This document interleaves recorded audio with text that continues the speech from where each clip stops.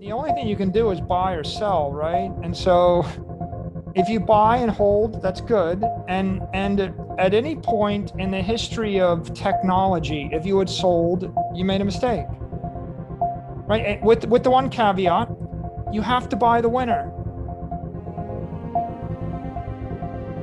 You have to buy the category killer. You buy Facebook, Google, Amazon, Apple, Microsoft. And so the question is, how long do you got to watch them win before you decide they're the winner?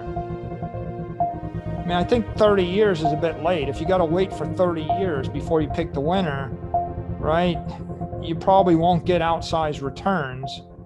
But you could have watched them win for 10 years and bought them and still made a lot of money.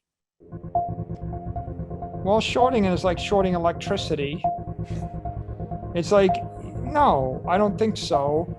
If you think this is a Rorschach test.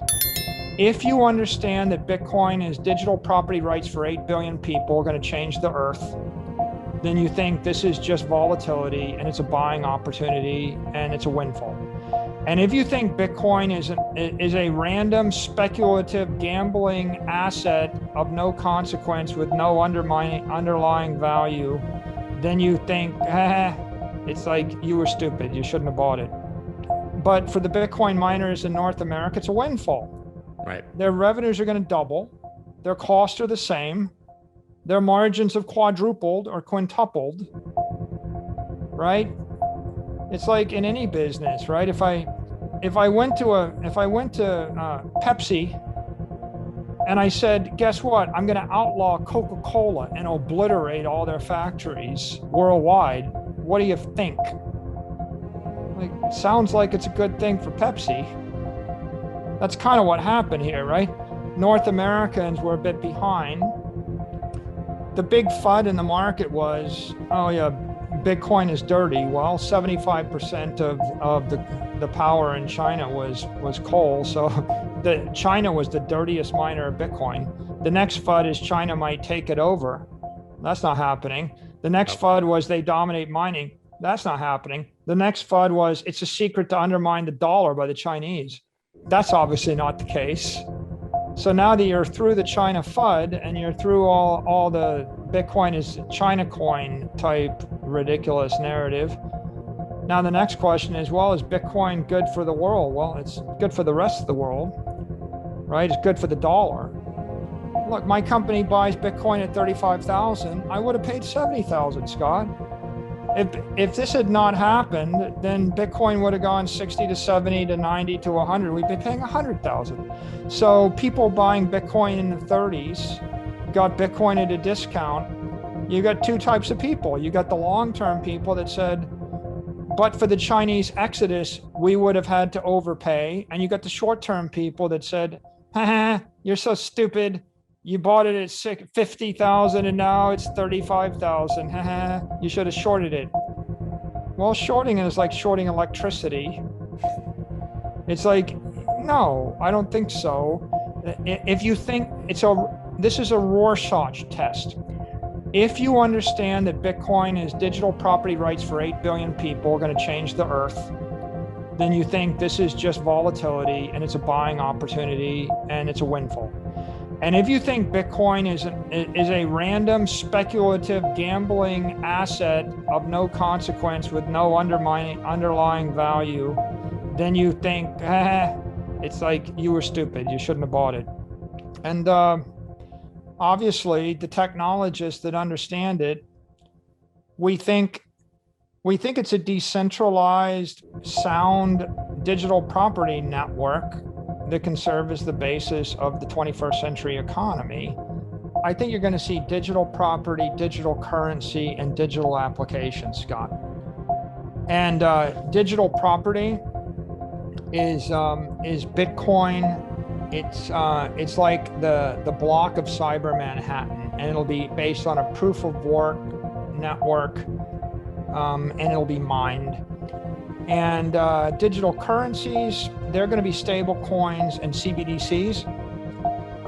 They're going to be, with digital property, you optimize it for integrity and durability. Well, you want it to last for 1,000 years, like the city block in Manhattan. It's on granite. This is $1 trillion mistake for China because they had 60% of Bitcoin mining. It was worth 12 billion a year plus all the Bitcoin, and it was doubling every year, and it was going to $100 trillion. And they could have had trillions and trillions of dollars. And instead, they held a gun to the head of their holders. If I said to you, Scott, 15 years ago, if you owned half of Google, and Google was worth $50 billion, and I said, you have to sell all your stock in Google, how much would you have lost? I mean, billions and billions of dollars. It's like a forced liquidation, right? It's a forced liquidation of the dominant digital property network on Earth. They forced themselves out of the business. So that's why it's a geopolitical mistake. It's a tragedy for the people in China that own Bitcoin. I feel awful for them. When I wrote the book, The Mobile Wave, what I said was, and I said, buy Apple, Amazon, Facebook, and Google because they're the dominant digital networks in the Western world. China closed off China to Google and Facebook and Twitter and Amazon and the like through capital controls and information controls. And then they created their own version, Alibaba, WeChat, right? Alipay, right? So Weibo. So China created its own little world. And what you saw was the Westernet, which consists of Western Europe, the United States, the rest of the world, that became one ecosystem. China, with their billion people, became the other ecosystem. And then you saw the category champions in both ecosystems.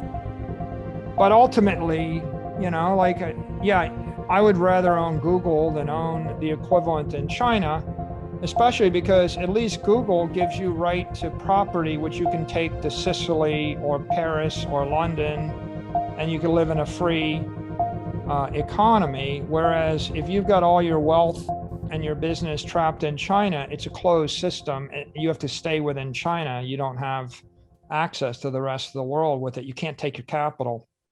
Everybody's got their different thing. I don't really think that Bitcoin's going to be currency in the US ever, nor do I think it should be. I really think logically it should be treated as property. It's like owning a building or owning a bar of gold or owning a share of stock. It's property.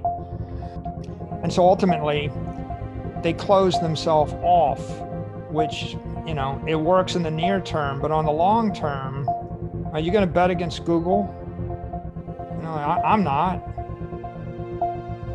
I don't think I want to do that, right? So, that's what I think about that.